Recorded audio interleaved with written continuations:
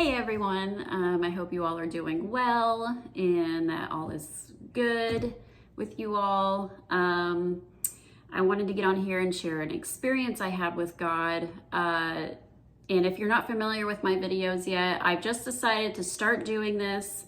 I'm still in the new phase of it where I don't know what I'm doing, but I just wanted to start sharing experiences that God has given me, whether it be through an experience in my life, like just everyday life, or like in a dream, or He's given me visions and things like that. And I just, with the way the world is today, I just want to share my experiences with God and show you that He really just wants to be a part of our lives and be entwined in our lives.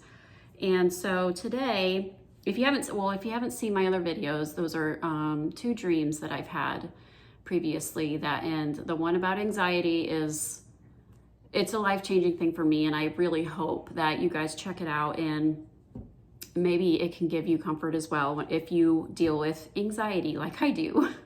But anyway, today I wanted to talk about a very sweet moment that I had with God at one point. So I am from Florida, and my happy place on this earth is the beach. I love the beach. It's just where I feel closest to God, when I'm walking the beach and I see the beauty everywhere, the waves, the sand. I love everything about the beach. And one of my special places is Sanibel Island in Florida. My grandparents owned a condo back in the day, and so we would vacation there a lot. And one of the things I loved to do was go shelling. Sanibel is known for its shells that wash up on the beach. It's basically known as the shelling capital of the world. It's just a whole variety of shells just wash up, and that's one of the main reasons why people visit Sanibel. And shells I'm just fascinated by them. I love them. I see them as just these amazing creations from God. I mean, just the design of them, and each one can be so different. You know, each species is just different than others, and it's just beautiful to me. And so that's my happy place, is walking the beach and shelling. And anyway, I wanted to share this one experience with you that I had with God. It was about maybe 10 years ago, maybe. But anyway, so the last several years, we've been going to Sanibel. I've been bringing my husband and my kids there to have them experience Sanibel life, and my mom as well. We would invite my mother to come with us, and because she's the same as me, she loves shelling. And one time, Mom and I were shelling, and this week that we were staying in Sanibel, we really weren't finding much. Normally we would find a lot of common things, and things are generally easy to find on Sanibel, but this week in particular, there wasn't much on there. There was a lot of common shells, but nothing that really stood out and grabbed your attention to collect and things like that. So as the days went on and the week was about half over, and I just thought, I wonder if I could talk to God about this. And so I decided I was going to pray about it. And I felt sheepish about asking God about shells because I felt like it was such a petty prayer. Like, really, of all the things going on in this world, why would God even acknowledge my prayer about shells? But you know what? I was like, no, I'll just ask. I just felt like, at that moment, I felt like a kid asking their dad for a candy bar at the store or something. But I just thought, you know what, God, I would just love it if you would just throw some shells our way, in the remaining days that we have here. But you know what, I was totally content to not. But I just thought, it doesn't hurt to ask God. So it was the following day. Mom and I are back out shelling, and we're walking. And the currents had totally changed. The winds were blowing in a different direction. And it just brought up piles of shells. I mean, just loads of them. I mean, a stark difference from the day before. And Mom and I were so giddy. We were digging through these piles, just acting like little girls, just squealing, and we were having people walk by us, and you can tell they were just like, what is wrong with them? Because we were so excited, and we were digging through and we found shells that we had never found before. And it was just such a tender moment. And I just was like, thank you, God. Thank you so much. And without a beat, I instantly hear him tell my heart directly, word for word, I take delight in watching you enjoy my creations. And I almost started crying in that moment. And I just was overcome by goosebumps that he spoke to me in that moment. And I told my mom what he said, and we were both almost in tears over it.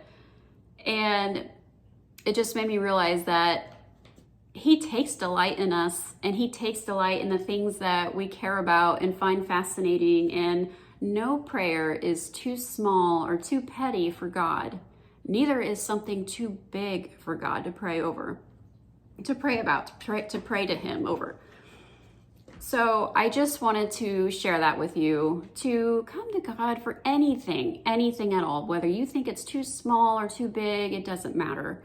Everything that matters to you matters to God. And he wants to be a part of our lives. He wants to be entwined in our lives. And I think he takes delight in us when we come to him for things that are small like that, like shells. And there's another shell story I'll share with you real quick. So a couple of years ago, my husband and I, just us two, went to Sanibel. And one thing I love to do with my shells is I love crafting with them. I love making shell flowers, and I love making beach and Christian signs with my shells. Anyway. So I was hoping to find some shells that I could craft with, or just go shelling in general. But there was nothing on the beach. And I mean, this was like way worse than the first story I told you. Like, there was nothing, not even broken shells on the beach. And I was a little bummed, but you know what? I was like, you know what, God? This is perfect for me. Like, even if there are no shells for me to collect, I am just so happy to be here with you and to spend time with you and just enjoy your beauty that you've created around here. And I am like, okay, by this time I've gone miles. Like, my husband and I have walked miles from where we were staying. We're in the middle of nowhere. There's no one around. There's not really, there's residential houses around, but nothing. And I decided, you know what? I'm going to go look in the water, see if there's anything. Cause most people just kind of look at the shoreline. Some people go like few feet in the water to see if there's anything there. And all this week I hadn't found anything. But I decided, you know what? I'm going to put my mask on. I'm just going to go look. And I came upon this little piece of shell that was sticking up from the sand. This was maybe about 2 feet of water. And I didn't think it was going to be anything. I figured it was going to be a piece. And I pull on it and it doesn't move. And I'm like, oh, that's really big. This must be something pretty decently sized and whole, or at least not, I wasn't expecting it to be whole, but at least some big chunk of something. So I pull on this thing, and I had to use some force to get it out. And out comes this giant lightning whelk. And this thing is completely perfect and beautiful. And I, of course, was like, really, God? I was just so thankful. Literally the only thing sticking up out of the sand was this little lip right here, like maybe just about that much was sticking out. And it was totally God. It was absolutely God that guided me to that shell. Literally out of miles, I just decide, okay, I'm going to go in the water, and I come across this. And I was so grateful, and I'm so thankful for God that he just takes He takes delight in us. He takes delight in us, and we are so lucky and so fortunate to have such a loving God who loves the things that we love. And I wanted to share a verse with you real quick. Psalm 37, verse 4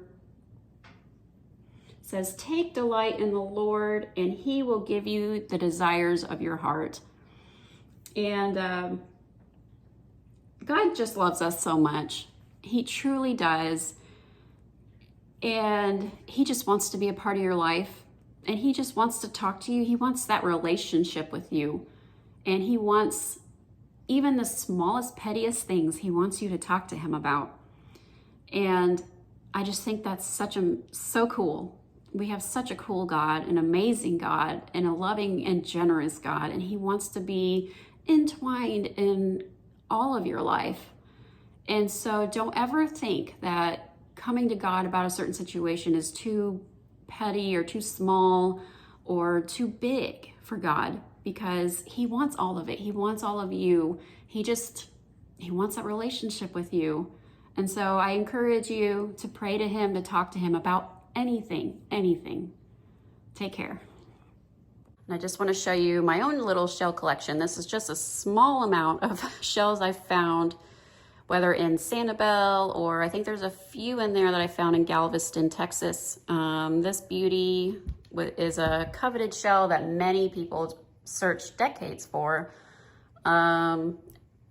It's called a Junonia, and I found that one in Marco Island. That was totally a God thing as well. But I just, God is just so cool.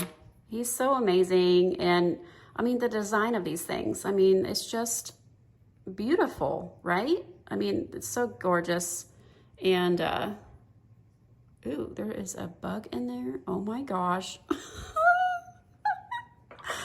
That is okay. That's normally they do not have bugs in them. I have a bug that crawled in there. Oh my gosh, is he dead? I don't know. Oh my gosh, it looks like a stink bug. Well, anyway, my other shells don't have occupants in them. But I just wanted to share, he's just amazing, and he's just so creative with his creations, and I just love it. I just can gaze at my shells all day. Anyway, here's one. Here's a tulip without an occupant in it. Well, it's got a shell in there, but not a bug. But yes, God is so cool, guys. Well, I guess I should say bugs are cool too, I guess, because, God created them as well. I'm pretty sure this one's alive. I'm pretty sure it's a stink bug. I'll get him safely outside. He's a lucky one. Right, Wendy?